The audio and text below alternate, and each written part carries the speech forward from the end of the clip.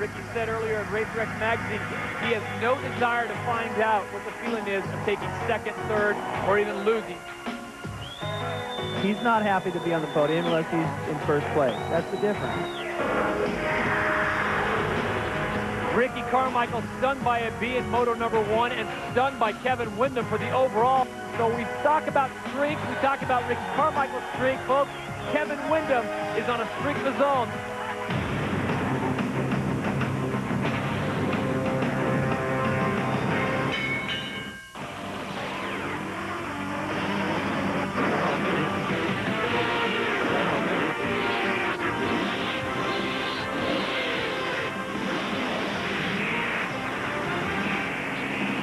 Welcome to the land of 10,000 lakes. We're talking, of course, of Spring Creek Motocross Park in Millville, Minnesota.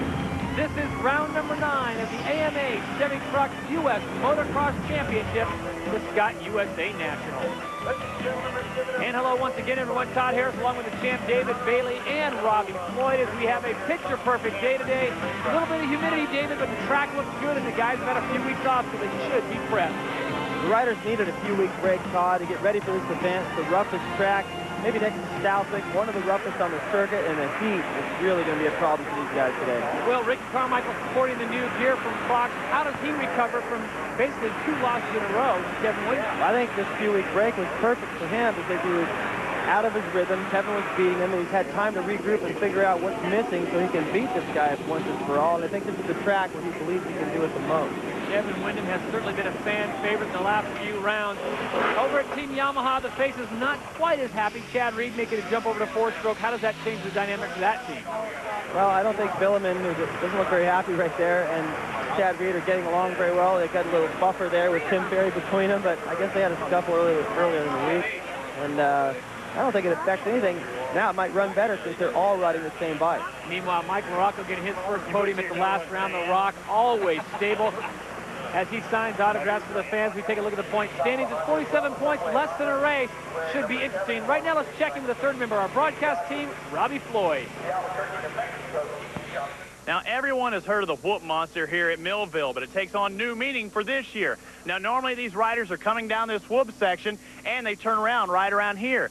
But this year, a little added flavor. 100 extra yards going away and 100 extra yards coming back, plus about 20 extra whoops. These guys are having a tough time because it is sandy. They're having a tough time developing their rhythm. They're going to hold on just a little bit harder, and that means arm pump. This race could be won or lost right here in these whoops.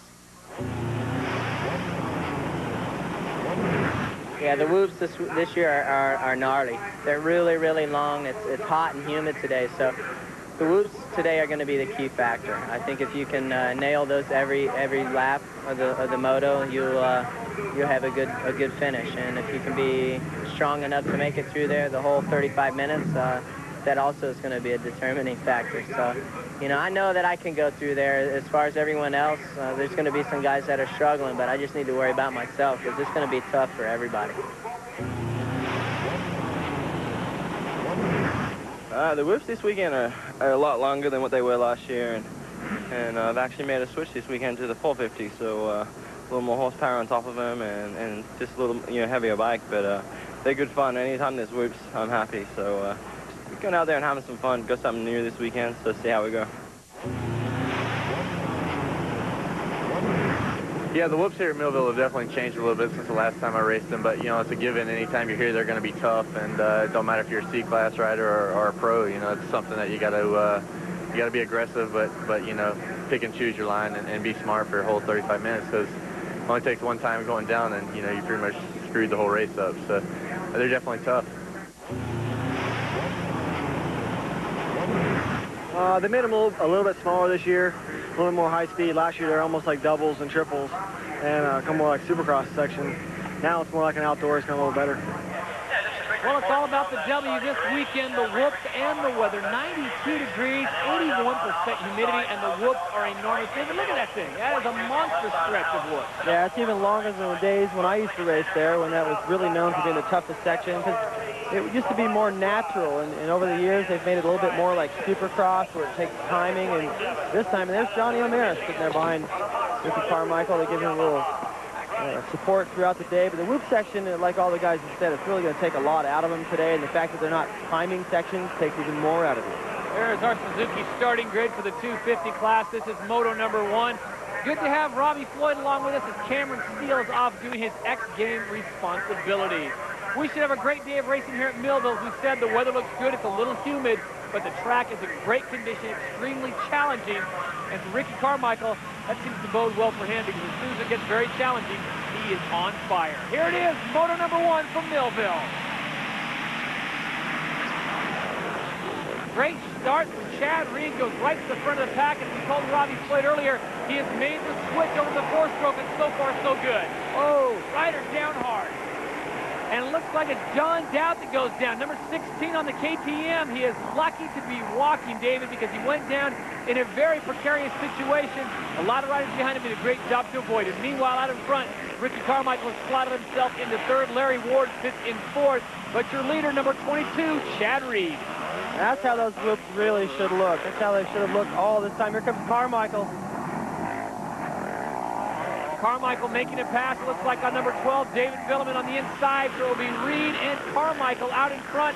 Villeman now tucked into third place, and this is a great battle, reminiscent of the Supercross here. And Chad Reed gets a little squirrely, pulls a crazy Ivan or something, and goes right off the side of the track, which brings number 4, Rick Carmichael, even closer. What a recovery. Carmichael flying through those whoops to put a pass on Villeman, who in Supercross is as good or better than Ricky through the whoops. That should be a good section for him.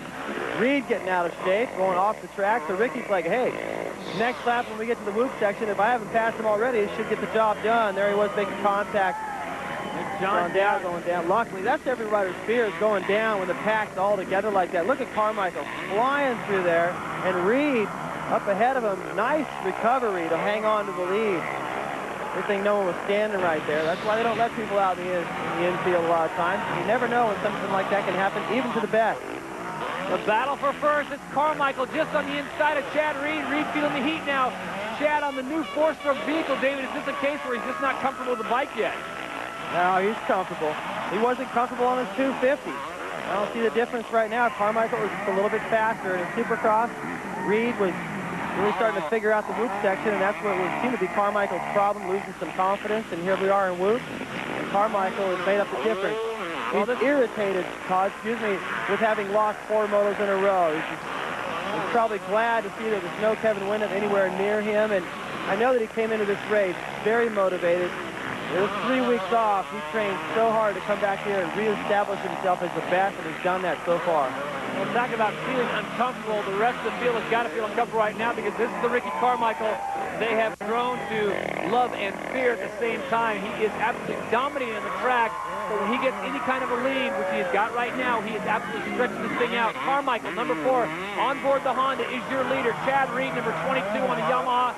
The 4-stroke sits in second place right now, and we have got a great race underway. Ricky Carmichael, as David pointed out, trying to come back from 4 losses in a row, something we haven't seen happen in a long time. There's your running order. We're back to Millville in just a moment.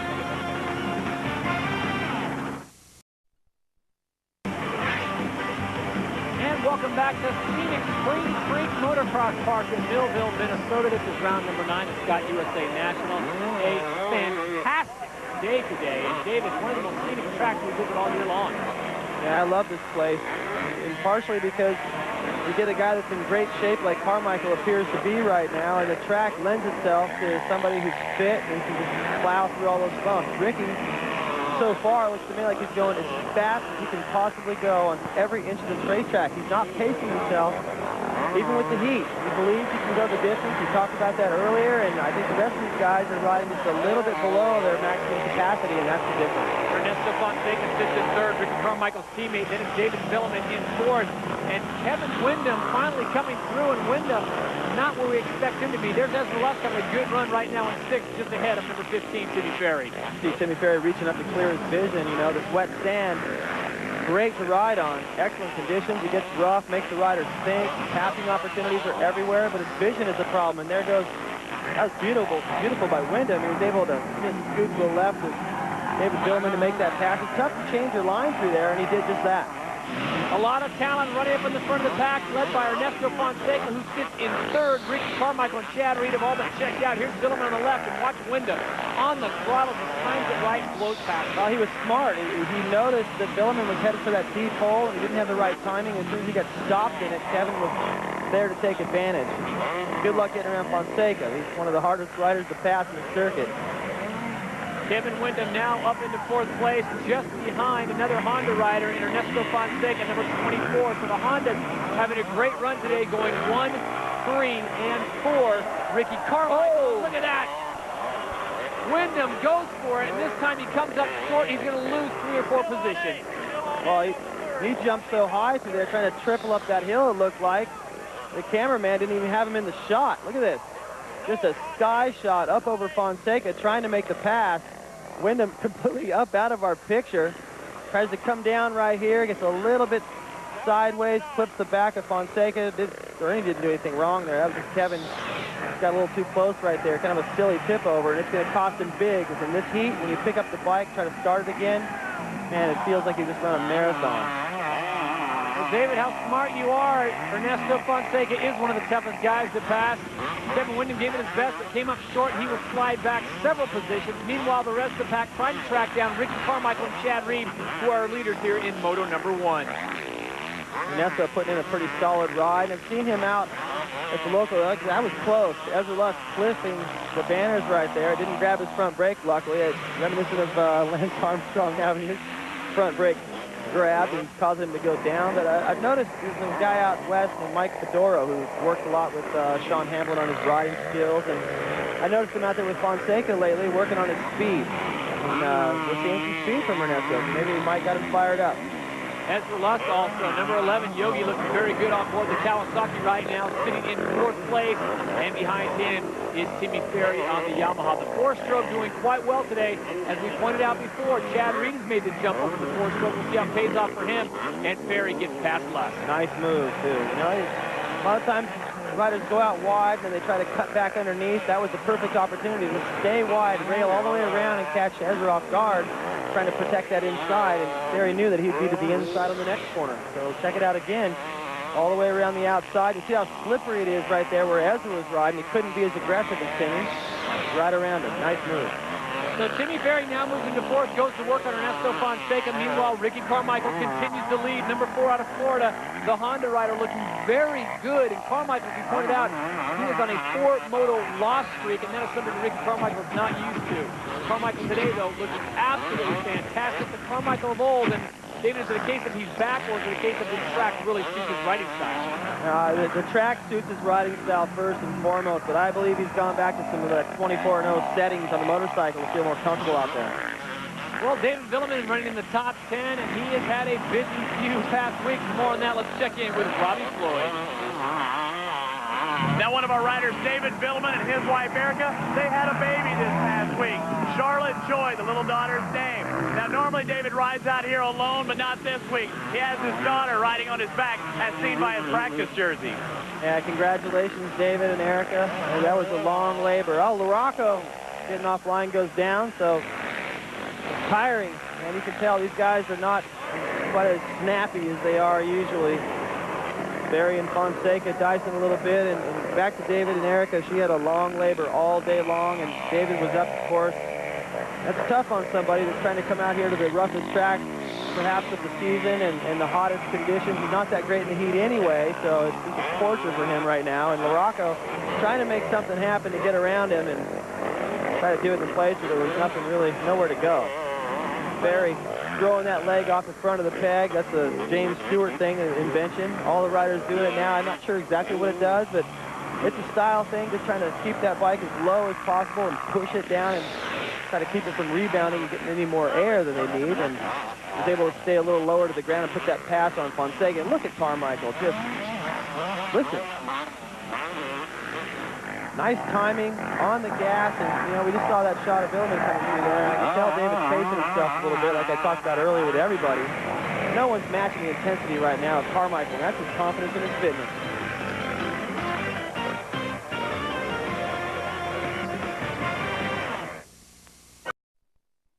These offers at Oceanic.com. And welcome back to Millville, Minnesota for Scott USA National. Scott Harris along with David Bailey and Robbie Floyd. It's the white flag lap. And for Ricky Carmichael, he has opened up a whole can of something here in Millville, David. He has looked fantastic.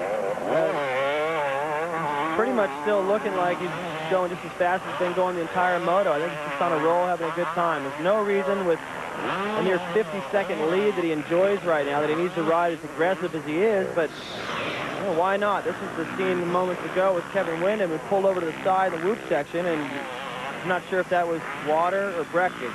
Either way, it's not good, and he stopped, and you know, you can speculate there on whether that's right or not. It's not in the mechanics area. Here's Ricky Carmichael, the beginning of his slaughtering, passing the early leader, Chad Reed, and Chad didn't even get a chance to hook on. It was like last year's 125-second moto where Stewart was completely checked out from Chad, who had won the first moto. I figured Chad on the new bike being excited a little bit, and look at Carmichael clearing that triple that Windham was going for, no problem, one-handed. I thought Chad would do well here. You know, it's a good track for him. He's had a few weeks off to decide, you know what, I'm not happy with the results I've been getting. Let's go to a new bike. But it's not working, as Carmichael high-fives his way to the finish line and reestablishes himself as the fastest rider on the circuit. Well, Chad Reed needs to go out and get the whole shot on that new four-stroke ride of his. See some time before he gets that thing figured out completely, but he looks good today, currently sitting in second place with the man who's absolutely dominated, as David pointed out, number 4 out of Florida, Honda's Ricky Carmichael. You know, we've said that before, but with Kevin Windham winning the last 4 motos, Ricky makes a point that he is back here in Millville on one of the toughest tracks you'll see all year. Ricky Carmichael comes out and absolutely puts on a show. 5 career wins at Millville, 3 in the 250 class, 2 in the 125 class, so he is no stranger here. And I think coming off the loss in Washougal, he knew as he got ready for Millville that this would be where he would turn it around. Now, he loves this place, and I want to hats off to the promoters here for making that whoop section longer and actually challenging these guys. The heck with the heat. Motocross is supposed to be hard, and in my opinion, all the tracks this year, other than maybe the Southwick because of the sand, but it wasn't really even that rough this year due to all the rain. Of course, Glen Helen's a little bit tricky with the uphills and downhills, but this is a really tough racetrack, and its motor made it even tougher on the guys, and I think that's what they need. The tracks, in my opinion, are way too smooth now. That's Timmy Ferry coming in. He is currently sitting in 3rd place, so the Yamaha's going 2 and 3, both of them on a 4-stroke. And give credit out to Chad Reed. It's not easy to make a jump onto a new bike, and he did that, and he came out and got a 2nd place. So well done, Chad Reed. When we come back, we will talk with our winner, Ricky Carmichael, in a moment. Sludge.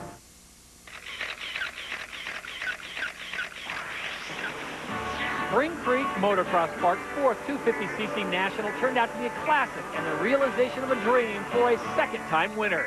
Series leader Mike LaRocco came into the race with 5 national wins and was looking to claim his first 250 title. The Rock quickly disposed of number 2 Jeremy McGrath and then went after Moto 1 leader John Dowd. LaRocco moved past his nemesis for the championship and cruised into the checkered flag. In Moto number 2, things got interesting right from the start when the series leader found himself playing catch-up after this first turn pileup. LaRocco showed his speed as he quickly made his way up to the pack. Team Honda's Jeremy McGrath and Jeff Stanton were the last 2 to fall to the advances of the Team Kawasaki rider. Moto 1 runner-up John Dowd had taken advantage of LaRocco's misfortune and built a sizable lead on his pursuer. LaRocco would pressure Dowd for the win, but would run out of gas as John Dowd was able to keep it on 2 wheels and take his first ever 2 Moto overall. I mean, this is the best day of my life right here. For the Junkyard Dog, it was a sweet reward after 8 professional seasons of racing, and Dowd would go on to win 8 nationals. Welcome back to Millville, Minnesota. We just saw Ricky Carmichael absolutely dominate Moto number 1 in the 250 class. As the folks here cool off, let's send it down to Robbie Floyd. Ricky, congratulations. Is this your kind of national? Hot, humid, sandy? Definitely. I tell you, the Honda's running good today, man, and I feel really, really good. This track, I've said before, is just like my house in Florida, and I'm loving it today, man. It's hot and humid, and that's the way I like it. Chad rode good. You know, he's on a 450 this weekend, so got a little more pony, so he was hanging in there for sure. What about your body? What was it telling you during the race? Were you fine throughout, or were you starting to get really tired towards the end? No, I was fine. You know, I was able to get a big gap and kind of relax. So I feel good, and just going to be ready for the next moto. You know, those guys are going to be riding hard. Congratulations. Apologies and headed back to the Yamaha pits. Well, Ricky Carmichael does not look that winded as he takes on board some Gator. As we look at the Honda official results, it's Carmichael, Reed, Ferry, Lusk, and Ernesto Fonseca rounding out your top 5. Then LaRocco Villeman, Nick Way's in there, and Kevin Windham finishes in 9th place. It is hot, it is humid. A lot of the guys just looking for some shade in, for some liquid refreshment after a very tough moto number 1. For more on our second place finisher, let's send it back down to Robbie Floyd with Chad Reed. Chad, good ride. First seconds to Sacramento. 450 look to be doing you pretty well up there. Yeah, you know, it's definitely a different bike to ride, and you know, just trying to, each lap goes on, just trying to get more used to it. And the first couple of laps, you know, I got excited, got the whole shot, and was grabbing handfuls when you really gotta, you know, you gotta respect that thing. And I want to thank the guys at Yamaha for doing a great job, you know, putting the bike together in 1 week and putting it on the semi, getting it back east. So, you know, hats off to those guys, the guys at Bridgeport and Scott. My personal sponsors, Stone Pasta Limit, and guys at Slim Jim for coming along for the race. All right, thank you very much, Robbie. As we take a look at upcoming races, August 29th and 30th, Delmont, Pennsylvania.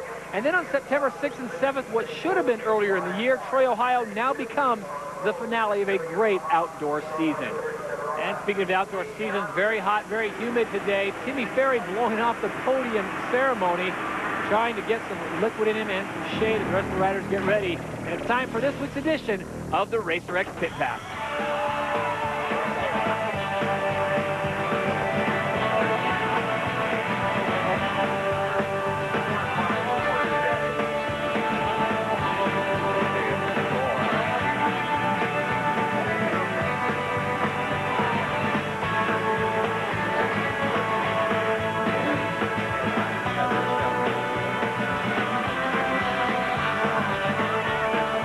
You better get Duke Finch on this one. There's Ricky Carmichael getting some practice time in on his scooter.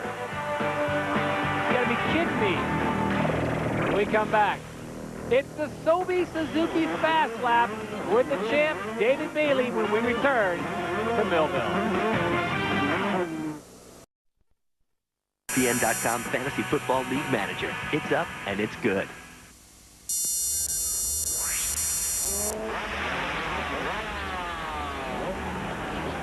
And it's now time for the Sobe Suzuki Fast Lap, and the champ, David Bailey's going to take us through it with Andrew Short on board.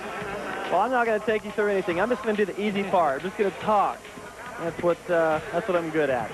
But that's a look at the first couple of sweepers off the start. You hit a jump, and it sends you back into the big whoop section, which is normally pretty tough. This year, twice as long. That's the area we have highlighted for you over there in green. And they are a bit smaller, but it takes a lot more, I think, strength rather than timing to get through there this year. This is a good look. Get through the shade of the morning. That'll be gone. These guys are going to wish it was shady later in the afternoon. Get through that 180-degree corner at the end and right back through all the same bumps you just came through. And by the time you get through this section and get back out on the rest of the racetrack, you're huffing and puffing. And that's just one lap. And the thing that's really difficult about the track here in Millville, as you can see just to the left there, they're working their way back up the hill into some of the elevation here, is that you go from sand, then you get into some hard-packed stuff, and it's really difficult to choose a tire. That was the real challenge for me each time I rode there.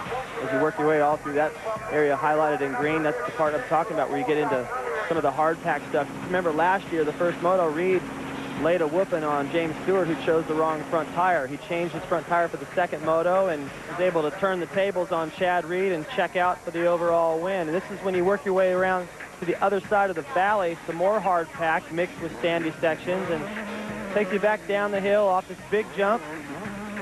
Straightaway gets a little choppy as you work your way into a tight little switchback before you get the checkered flag. And this place is a lot like Loretta Lynn's in that it sits in a valley. You don't get a lot of air circulation through there, and you get the creek running nearby, and that's the only way these guys are going to stay cool today. And David, wake up. I don't think a lot of people are getting a lot of sleep at Chateau de Villeman these days with a new baby there.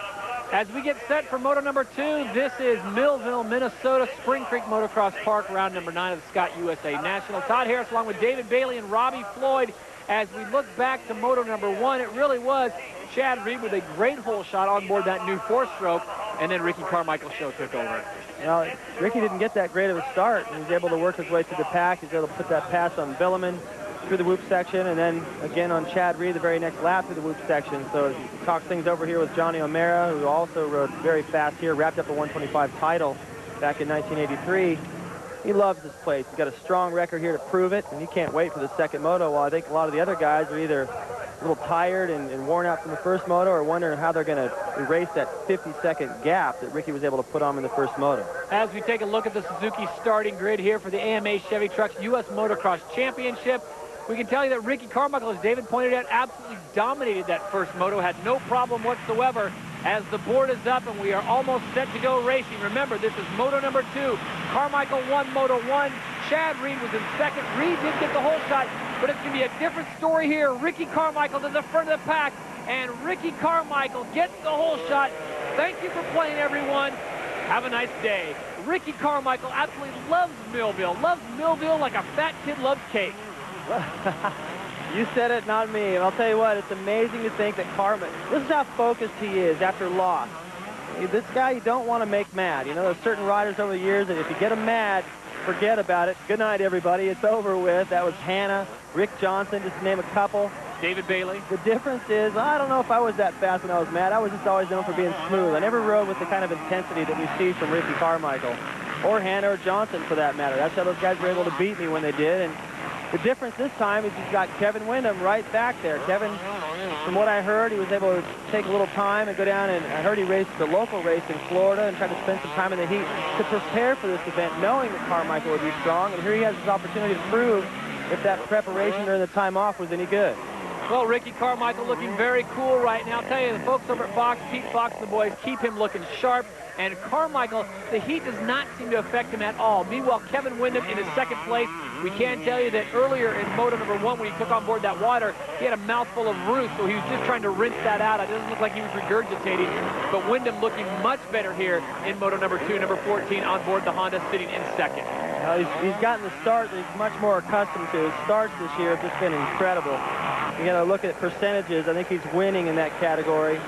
But Carmichael still on that 250, able to beat him off the line. I think that's pure focus, desire, and demanding that whole shot, and also the fact that he's pretty light. He's able to light it up out of that gate. And you know, if he was about 20 or 30 pounds heavier, like somebody like LaRocco, let's say, and I'm not saying LaRocco's overweight, he's very fit, but he packs on a lot more muscle and weight. It's tougher to get off the line and beat those 4-strokes.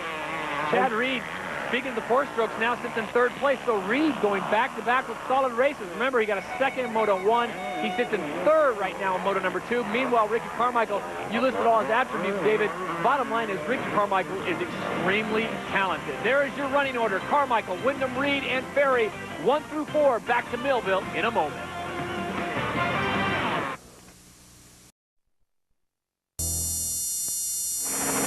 You are looking at one of the most scenic tracks in the country, Spring Creek Motocross Park, Millville, Minnesota. This is round number 9, Scott USA National. Todd Harris along with David Bailey and Robbie Floyd filling in for Cameron Steelers in the X Games. Our leader in moto number 2 is Ricky Carmichael. There you see the size of lead. Here comes the next 2 pursuers. That's Kevin Windham, number 14, and number 22, the Thunder from down under, Chad Reed, who just picked off Windham there and moved into second. Beautiful plan right there. He saw that Windham would come out of the corner at the bottom, was forced to the outside, which was going to force him to the outside at the top, given that he pushed him so hard up into that corner. Cut across, and it wasn't, I wouldn't even call that aggressive. He was just smart, and he caught Windham off guard. You see Windham flinch a little bit, like, oh, man, left a little too much room there, but I don't think Kevin's going to give up this time. And I think he believes with the results he's been getting this year that this isn't over yet. Look at this move. Kevin committed to the outside. Reed smart enough to plan ahead to get in there to the inside. Kevin going, whoa! You know, just trying to keep out of the way. Didn't really make much contact there. That was a good move. I think Kevin will have to respect that. And Carmichael, once again, gone. I mean, this kid is, geez, you know, this is the track that he knew he could win on. And you know, it was really important, as we take a look a little further back, it's very important for Kevin Windham to win the last 4 motos. Those were tracks that did lend themselves a little bit more to the 4-stroke. Good tracks for Kevin. And there were free throws. He needed to make those. This is a free throw for Ricky. He needs to win on this track. And he is. Meanwhile, back in 6th place, Ernesto Fonseca has his hands full right now. Fonseca, who had a great run in the first moto. Here it is again. Look at this pass. Staying a lot lower. That might have a little something to do with some extra technique and precision, which Ernesto is so good at. Also some factory suspension. Makes a big difference. You don't get that extra rebound the other guys get. Keith Johnson, yeah, it is. Keith Johnson stumbling around. They got a red cross flag. I don't think they're going to need that, but looks like he's in good hands. Keith Johnson up and walking. Meanwhile, Ricky Carmichael walking away from the rest of everyone. We talk about the heat being a factor. Ricky is from Florida. He's used to it. Kevin Wyndham's from Mississippi, and he made a good point. That place is not known in the summertime for being cool. No, I think those guys are dealing with pretty much the same exact conditions in terms of heat and humidity. So I don't know that Ricky's got a big advantage in terms of being acclimated to this place here in Millville any more than Kevin Wyndham does. And so those guys are pretty much even on that. It's just the motivation and the momentum that Kevin Wyndham had established got interrupted with a 3-week break. And Ricky is back on top of his game. And Rocco continued to work his way through the pack, trying to find a way around Fonseca. Look at him. You think you got him, and then he comes right back and stays in front of you. LaFon's just closing the door down on the rock. Michael Rocco, number 5, on board the Honda. Also on the Honda, number 24, is Ernesto Fonseca, originally from Costa Rica, now living in California. Fonseca looking for a breakout, possibly getting on the podium here. Looking very fast right now, sits in 6th, and the Rock sits in 7th. Ricky Carmichael, your leader. Yeah, I hand it to Ernie right here. Some of his best riding this season. Good aggressive charging through that first moto, and he didn't take so much out of himself with that effort that he doesn't have anything left for this one. And you can see that with a lot of the riders. They just put a little bit too much. Finally, he gets around. A lot of the riders put so much effort in the first moto. Between motos, you get that first call at the staging area for Moto 2, and it's just about dead. I've stood up and seen stars here and wondered how in the heck am I going to get through another 35-minute moto feeling like this. But you have to. It's your job. This is Ezra Lusk. Now, he is just ahead of the Rock, Michael Rocco. Currently, Lusk sitting in 5th place, Rocco in 6th. As we saw Ernesto Fonseca being shuffled back to 7th. The yellow flag is out. Meanwhile, Ernesto Fonseca will continue to motor through, cracking out the white gear here, and another rider is down. Stratton getting flamed by the whoop section. That's early in the whoop section, too, so you probably try to get in there and get a good drive. Got swapping, and that would be my guess, having not seen it. A little swapping right there from Lusk, but as long as you keep that power nice and steady, the bike usually straightens itself back out. As soon as you let off, you cause problems. Let's go outside the lines with Ezra Lusk.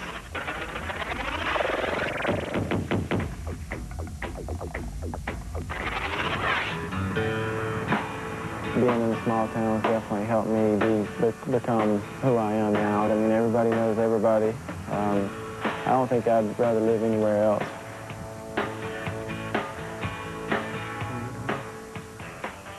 Hi, I'm Ezra Lusk. Welcome to my home here in Bainbridge, Georgia. This is my wife, Jennifer, and baby Hayden Patrick.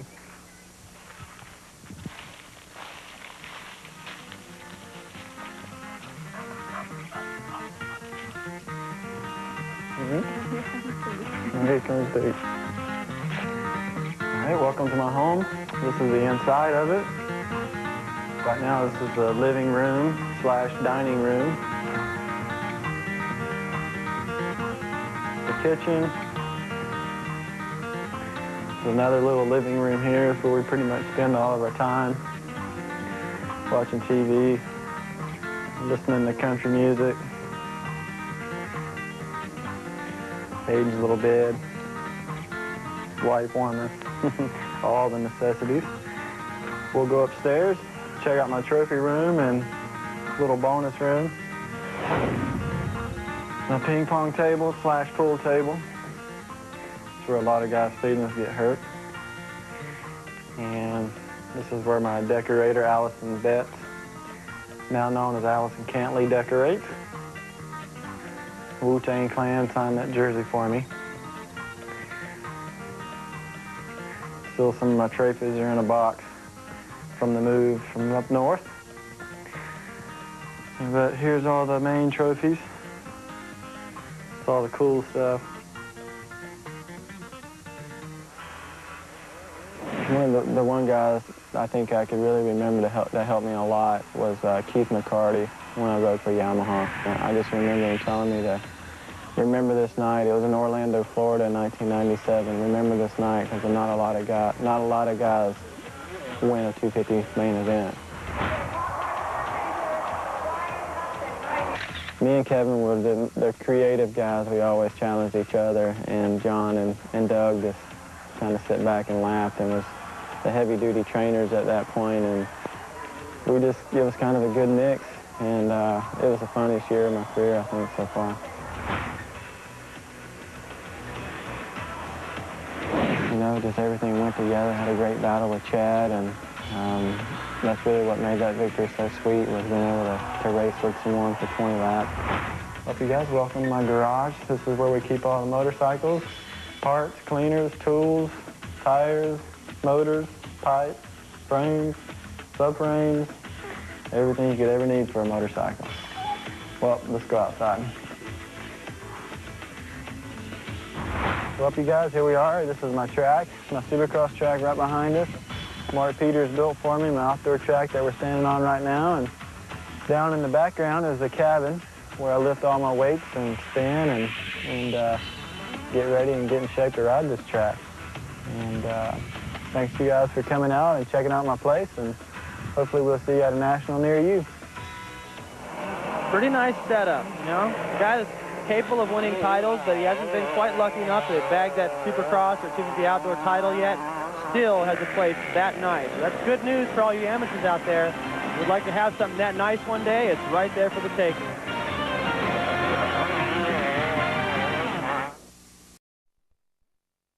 And scooters. And welcome back to Millville, Minnesota, Scott USA National AMA Chevy Trucks U.S. Motocross Championship from Spring Creek Motocross Park. This is round number 9. Todd Harris along with David Bailey and Robbie Floyd as we are coming up to the conclusion of Moto number 2. There is Ezra Lusk. He just got a tour of his facility, doing battle with The Rock, Mike LaRocco. Both of them on fire right now, but no one at this point has been able to catch Ricky Carmichael, your leader. No, just that shot we had of Ricky coming right back from commercial. The guy is just pinned. Not seeing that big of a difference from what he was doing to what these guys are doing. They are on fire right now, riding hard, and LaRocco just diving to the inside. Ezra should have had that covered, but maybe this was an inevitable deal. Maybe Ezra would like to learn a little bit from LaRocco. Lines, sometimes you get a guy behind you, and he's just all over you, and it's a little easier to go, you know what, go ahead, let me figure this out, see if I can use it against you towards the end of the race. Ezra going into the outside berm, just inviting LaRocco in there to the inside to make that pass. So Mike continued to work his way forward on a track that seems to suit him as well. It's not just Ricky Carmichael that feels comfortable here. It's the riders that are tough that win here at Millville. And while LaRocco is making a pass on Lusk, Kevin Windham makes a pass on Chad Reed. So Windham now sits in second, Reed in third, and here comes Timmy Ferry, who's been very consistent in fourth right now. Team Yamaha's got to feel pretty good, but right now the Hondas are going 1 and 2. You can see how far back LaRocco is. You pan back, he's got that entire whoop section to run all the way down through the corner at the end and all the way back. Not the greatest start as usual, but we got trouble out there. Now it's Villeman. Well, David Villeman's down on the ground, and they've got water all around him. I've got to think it's a dehydration thing or a heat thing, but that's only speculation from our point of view. Let's send it down to Robbie Floyd. Well, guys, you see David Villeman's in bad shape right now. He came off, had to lay down. They got some water in him, cut off his jersey. They're packing him with ice, trying to do everything they can to get his body temperature down. It's hot, it's muggy out here, and as we saw with Kevin Windham, it's getting very dry out there. They can't swallow, and it's taking its toll on David Villeman. You know, I know he didn't really want to be here this particular week. They've got a brand new baby. It's only just a few days old, and I could guarantee you that Erica, his wife, is listening to this on the internet, and if anything's being said about what's going on or the fact that he dropped out, I guarantee you his concern is right up there at red alert. And if that is just a heat problem, then he'll get over that. I hope it's not a broken bone. Those are scary, and they take a while. David will be fine from this. Back to the racing. Chad Reed sits in third, and here comes Timmy Ferry. Now, Timmy Ferry has been somewhat of a buffer for Team Yamaha right now, trying to get everyone to, can we just get along? And Chad Reed now has his hands full as another 4-stroke pulls up just behind him. It's a teammate, but that really doesn't mean much when you're talking about Team Yamaha. As Timmy Ferry goes right by Chad Reed. Reed now on the 4-stroke, just trying to figure out how this bike's going to work through the whoops, and he gets through. Well, you know, I don't think that's a question of fitness between either of those two. I think if you look at both of them, Chad probably looks a touch more fit than Timmy does, but Timmy's a little more used to the bike and probably a little bit more used to those stand whoops. So he passed them in the appropriate place. That all makes sense to me. And we got to go back to the David Villemin story. Just to touch on the heat, it's 90 degrees here and 80% humidity. It makes it very tough. Mother Nature bent out of shape everywhere. It's hot even in France. So it's tough for everyone as we go through the whoop section one more time. And look at this. Timmy Ferry just commands that bike and is able to get through there a little quicker than Chad. Yeah, it's just comfort with the bike, comfort with the whoop section where he's from down in Florida. And get better technique, get through there and stay on the top, a little more desire going, man, the first moto didn't go quite as sweet for him as it did for Chad, and he's much more motivated, probably. Carmichael, he doesn't need any motivation. He just likes to win. You know, the thing about him, it's not so much he likes to win as it is he hates to lose. Exactly. I've talked to him before, and then Stewart is the same way. These guys, their expectations are such that if they lose, it's absolute disaster and failure, and they cannot live with that. So they do whatever it takes in the moment. And that's a big difference between doing what it takes in the moment and wanting to win all week long. You know, there's a lot of riders, and I've been through that too, where I really wanted to win on Wednesday and Thursday and Friday. Then on Sunday, I just didn't feel like it, you know? And these guys, it doesn't matter how they feel, they always pull it out when it counts. Plus, Ricky Carmichael and James Stewart have put the time in, so it's not like they come out here unprepared. They have done everything possible on their end to get ready. Their sponsors get them ready, they get ready. And as Ricky comes through there, the pit boards will go up, what do you hold up? Nice job, you're only ahead by 20 seconds. And he really dominates. Yeah, he has not much to say. Just put a little happy face on there. Good job. Keep doing it, you know. And you know that. And he's still on the gas. You're right. You know that these guys do work hard, but I know that Kevin works hard. I'm sure that Morocco works hard, and guys like Mike Brown and all those. You can look at their bodies and see the work that they put in. But you know, the difference is really that Ricky and James Stewart in the 125 class, they really want it when it matters. You know, that slips away from a lot of people, and I know how that feels. I've wanted to win really bad, and you get up to the weekend, and it's not coming together, and it's easy to just, man, you know, I just couldn't get it together. Carmichael having a blast out here. Winning is fun. You know, the riders talk about, it's hard to train, and it's hot, and it's this, and it's that, and the track is fried, and here's the payoff. They don't care. You know what?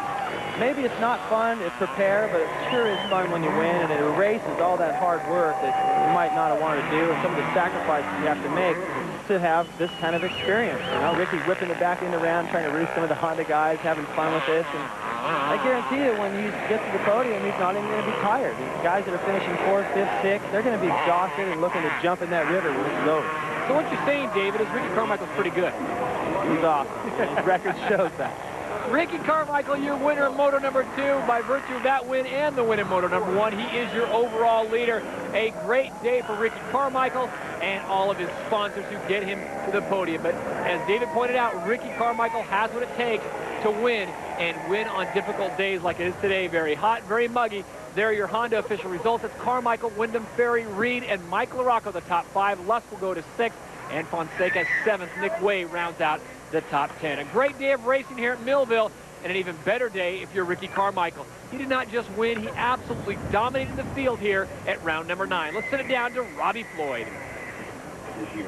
250 winner Ricky Carmichael, congratulations. You look focused coming to this event, but it looked like a day in the park for you once you got out there on the track. I tell you, this is my kind of track. I enjoyed it today. My Honda was good. I got a new setup, and those guys been working hard. You know, we got to make up some ground in the floor strokes, and it was an awesome day, man. I got a killer start to second moto. It was really, really fun today. I had a good time, and you know, it's been a while since I had bagged one, like 4th of July at Redbud, and it's exciting to get back on top. Kevin rode good the second moto. You know, I knew I had to get out there and get a good start, and that's what I did, and made up some valuable points. Tell me about the day. Everybody talked about how tough the track was, the whoops, the heat, you know, the dry situation out there, but it looked easy to you. I mean, it looked like, you know, back in Florida. It's not easy, that's for sure. It was a tough day at work, but that's why we work hard for days to be prepared for days like this. And, it's a good day for me. It was really rough. The sand section was gnarly, and I'm glad I could pull it together today. A really good day at work for Ricky Carmichael. All right, thank you, Robbie. Congratulations to Ricky Carmichael. As we take a look at the Honda official results for the overall,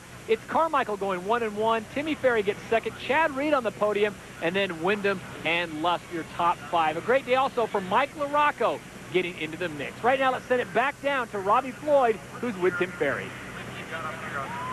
Well, Red Dog, you leaned on it to the end. It paid off. Looks like it's going to be second overall. You got to be pretty pleased with the day. Yeah, I'm definitely happy. I've had a rough go last year. Had a good race, a bad race, and definitely glad to get back, up on the podium and get Yamaha the second runner-up spot. So that's good. And Chadwick coming in third is also good. Well, it's all smiles at Team Yamaha as they go 2 and 3 in the overall. And I'll tell you what, the best seat in the house may be actually in the water. Spring Creek Motocross Park, a fantastic day. And there you see Ricky Carmichael now has a full race lead, 63-point lead over Kevin Windham. So mission accomplished for Honda and Team Ricky Carmichael today. Right now, let's send it back down to Robbie Floyd. Well, KW had a tough time in that first moto. You came back and made it happen that second moto. It's tough, but there's something had to give, and unfortunately, it's what you had for lunch early on, but you're able to hold on that second moto. Absolutely. Very much for you guys. I had nothing left in me that second moto. I was completely running on empty. All the food that was in my stomach throughout the day was gone, and I really didn't want to, load down in between the motos, because I had a serious stomach ache, but that's why you gave it all I had, prepare yourself, and hopefully my sponsors and the fans are happy with that.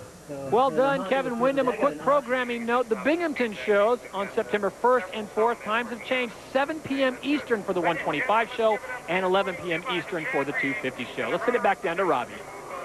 Chad, a good ride. First time out there on the 450. Looked like you were doing pretty well on it, huh? Yeah, I had a lot of fun this weekend, and, I gave it everything I had, and, those first few laps. And, lately I haven't been able to do that. Just really something's been holding me back, and, I was pumped to just let everything hang out for, for 35 minutes. And, the end there was just, I had to back it down, otherwise I was going to go down. So, just played it smart and, got on the podium, which is a good accomplishment for me because, everything's been up and down. So, once again, big thanks to the team. They put a great bike together in a week, and, I think it's better than my 250 already, so I'm happy. And all the guys at Thor, Putson, Lim, Bridgestone, Scott, everyone done a great job this weekend, and I'd like to thank them. Thank you, Chad. We'd like to thank Robbie Floyd for filling in for our resident rock star Cameron Steele, who's at the X Games. So on behalf of the champ, David Bailey, I'm Todd Harris saying so long from Millville, Minnesota. This has been a presentation of ESPN, the worldwide leader in sports. For more, log on to ESPN.com.